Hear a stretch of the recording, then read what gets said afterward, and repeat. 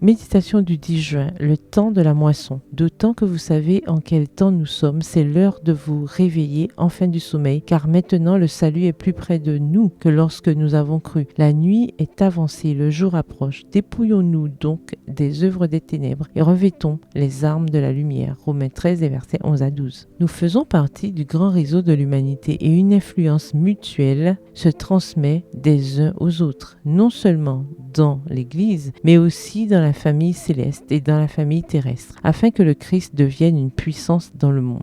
Tous les joyaux de vérité donnés aux patriarches et aux prophètes qui se sont accumulés d'âge en âge et de génération en génération doivent être rassemblés comme des dépôts héréditaires. Les influences sacrées des générations présentes et passées constituent un agent fort et puissant pour Dieu, capable de tenir non pas contre la chair et le sang, mais contre les principautés, les pouvoirs et la méchanceté spirituelle dans les lieux célestes. Le peuple de Dieu d'aujourd'hui a tous les privilèges et les opportunités des générations précédentes et une lumière accrue pour le rendre plus puissant dans l'œuvre de Dieu que ne l'ont été les générations précédentes. Ces avantages exigent des retours proportionnels. Nos efforts doivent être à la hauteur de nos trésors célestes pour ouvrir la voie aux autres. Le Seigneur est proche. Les intelligences célestes unies aux influences sanctifiées de la terre doivent proclamer le message du troisième ange et faire retentir cet avertissement. La fin de toute chose est proche. Enfin, un peu de